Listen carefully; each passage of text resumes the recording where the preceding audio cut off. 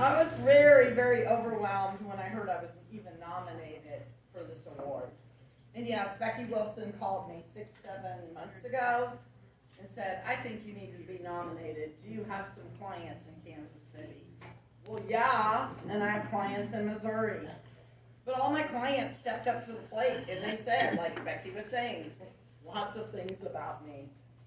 So you can actually imagine how overwhelmed I was when I won October 1st. They called me from Topeka and told me I won the Kansas City Business Women Advocate of the Year.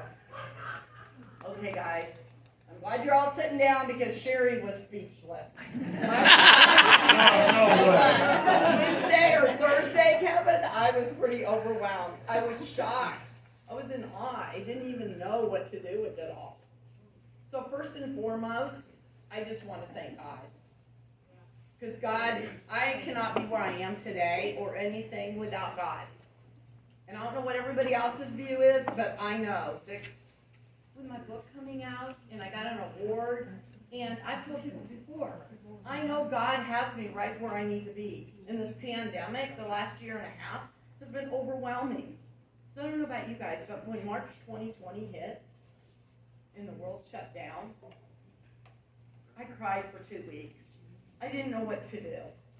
I had no idea. What about these small to mid-sized businesses? They're my clients.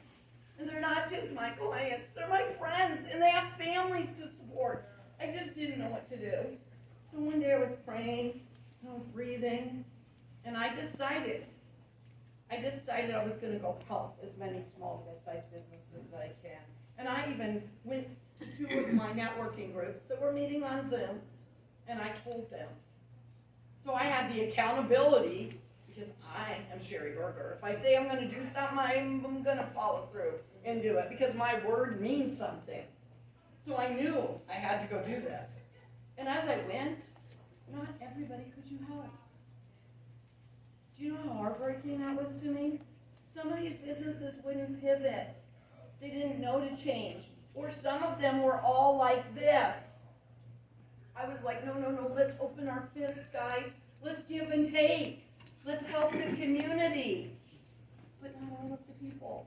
They were like, well, I used to make whatever amount of money, and now I'm not, and the pandemic went under, and I'm like, I know. We're in this, though, together. I also held hands with some people that I was on Zoom and had coffee with, because they just had a bad day, and they need somebody to talk to. So I was so upset, like I said. And next, like I said, I want to thank my Kansas City community. Kansas and Missouri is amazing. This community is amazing. I could not have kept up with that same empowerment and encouragement without my networking groups that I belong to. I mean, I have some great networking. I mean, I have ACA Club. They're phenomenal. But I have Kansas City networking. We have We Need Business. I have my Toastmasters community. If you guys don't have community, you need to look for community. Because community's in your backyard. We are Kansas City. We could do whatever.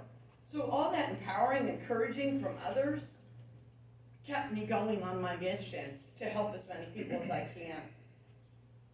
And by offering to help businesses, like I said, I realized that some you couldn't. This last year, I offered online training. I had masterminds. I did 7-day free challenges because then people could at least get started. And then I started Facebook Live. I have my own YouTube channel now. If you guys aren't following me, I've had tips and tricks. Kansas City Inspired Coffee with Sherry. I started that in October 2019. That was before the world shut down. I knew I needed to go online, but I got shoved into going online. And like everybody else, I was scared. I took online training. I figured out how to put stuff online. And I worked so hard this last year and a half, just trying to support and help as many people as I can. And did I know that my business was going to be established as an award-winning advocate? No. But you know what? I could not be where I am, like I said, if I hadn't put God first. in the support of that amazing husband of mine, Kevin Berger, who loves to be called out, so we'll make sure we do it again. I have 4 amazing children, and I know they're not here because Mom didn't tell them that they needed to come to a boring meeting like this. But don't worry, I have little nylon stockings on that my 19-year-old got for me. My proofreading, my 22-year-old has done. My pastor kid, he's always encouraging me. And who else? Oh, Lucas, my 23-year-old. If it's broke, he'll fix it. So I have all that support from my family. So I really want to thank them. In the encouragement and amazement, like I said, of the Kansas City community, I have amazing clients that inspire me and motivate me. And then I have amazing, amazing friends. Don't ask me who my best friend is, because I have friends for what do I need them for. I'm blessed, and I'm humbled, and I'm in awe, and I'm acknowledgement. And I want to thank my friends that are here, and you know who you are, because I wanted you here, and you showed up to this boring meeting, even though you won't want to be here. And I know who you are. I'm not going to call you out. Because I don't have favorites, I know. So I want to thank you for all this support these last 10 years, and I really just cannot wait. I cannot wait to see where God's going to take me next, and what this book and this award can do to impact and help more people in the Kansas City. Well, even outside of that, right? We're in a pandemic. Do you know that made our world bigger? It did not make our world smaller. I had clients in other states.